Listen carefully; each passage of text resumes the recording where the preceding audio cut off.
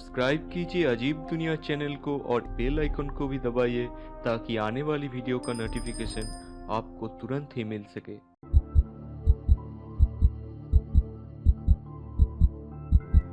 दोस्तों, हमारी सूरज पिछले 4.5 अरब साल से पृथ्वी पर जीवन होने के लिए जिम्मेदार है। सूरज हमें गर्मी के साथ साथ भोजन भी देता है। अगर सूरज नहीं होती तो हम भी नहीं होते।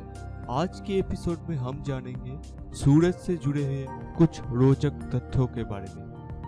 नमस्कार दोस्तों, मैं हूं जीत और आप देख रहे हैं अजीब दुनिया। स्वागत है आपका एक और नए एपिसोड में। दोस्तों, सूरज हमारी रोज की जिंदगी का एक जरूरी हिस्सा है, जिसके ना होने से पूरे धरती बर्फ के चादर से ढक जाएगी। सूरज को तो हम रोज आसमान पे चमकते हुए देखते हैं, पर इससे जुड़ी कई ऐसी बातें हैं जो हमें अभी ठीक से नहीं पता। आइए जानते हैं कुछ ऐसी ही बातों को। हालांकि सूरज के जन्म के बारे में साइंटिस्टों ने बहुत सारी व्याख्याएं दी हैं। इनमें से सबसे एक्सेप्टेबल थियोरी के हिसाब से सूरज का जन्म आज से लगभग 4.5 अरब साल पहले हुआ था। अंतरिक्ष में यहाँ वहाँ एटॉमिक मॉलिक्यूल से बने हुए गैस के बादल मौजूद हैं। ऐसे ही अरबों किलोमीटर रेडियस में फैला हुआ एटॉमिक मॉलिक्यूल से बना हुआ एक बादल गुरुत्वाकर्षण के प्रभाव से अपने ही केंद्र के चारों ओर घूमने लगा। ये प्रक्रिया अरबों सालों तक चला और बढ़ते दबाव के कारण गर्म होना शुरू हुआ। इसका एक बड़ा हिस्सा सेंटर में इकट्ठा हुआ और बाकी का हिस्सा केंद्र की चारों ओर फैली एक बड़ी सी फ्लैट डिस्क में तब्दील हो गई। फ्लैट डिस्क के भारी दबाव और गुरुत्वाकर्षण के प्रभाव से केंद्र में भारी ऊर्जा पैदा होने लगी। न्यूक्लियर फ्यूजन प्रक्रिया के कारण फ्लैट डिस्क के केंद्र की भाग एक जलती हुई गोले में बदल गया। इस तरह से गठित हुआ हमारा सूरज। इसके बाद करीब 10 करोड़ सालों में बाहरी फ्लैट डिस्क में मौजूद पदार्थ से बाकी के ग्रह बने और गठन हुआ हमारा सौरमंडल का। हालांकि हमारी सूरज बहुत सारी लेयर्स में विभाजित है, लेकिन मुख्य रूप से 3 लेयर मौजूद है।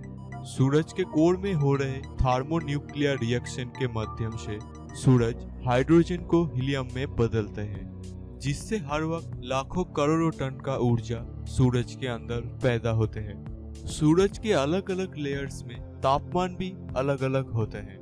कोर के ऊपर मौजूद लेयर का नाम है रेडिएशन जोन। यहाँ पर तापमान 60 लाख से 18 लाख केल्विन तक कम हो जाते हैं और सूरज की सतह तक पहुँचते पहुँचते तापमान 6000 केल्विन हो जाते हैं। सिर्फ सतह पर ही विजिबल रोशनी होने के कारण ये हमें दिखाई देते हैं। तापमान सूरज के कोर से सतह तक आते आते कम हो जाते हैं, लेकिन एक विचित्र बात यह है कि सूरज के बाहर मौजूद वातावरण में तापमान कई गुना बढ़ जाते हैं। ये कैसे होता है, इसका कारण अभी तक हमारे साइंटिस्टों ने सही नहीं बता पाया।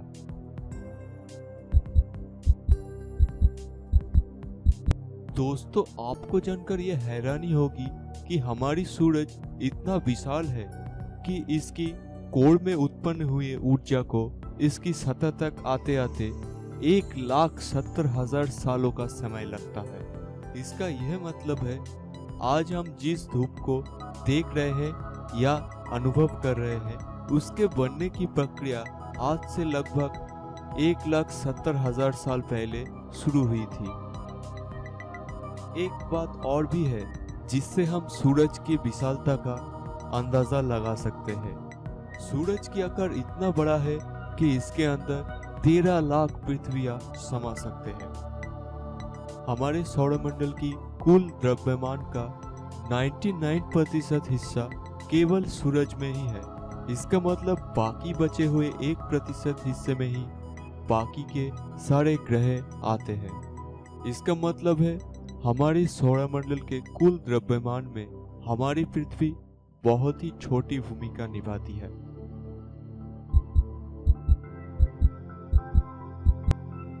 अगर हम सूरज को सौर फिल्टर में देखें तो हमें सूरज की सतह पर बहुत सारे काले धब्बे दिखाई देंगे। इन काले धब्बों को सनस्पॉट या सौर कलंक भी कहा जाता है।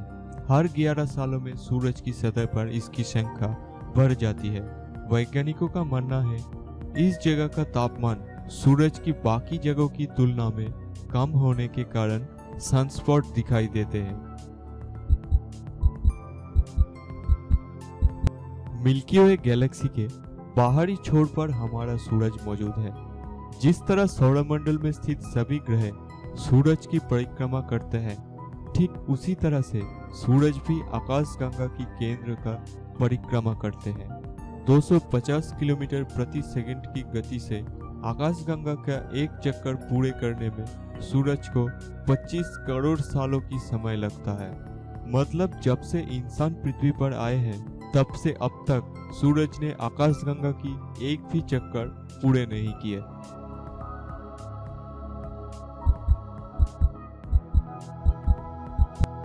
वैज्ञानिकों ने अनुमान लगाया है सूरज की उम्र लगभग 10 अरब साल है, जिसमें से 4.5 अरब साल बीत चुका है।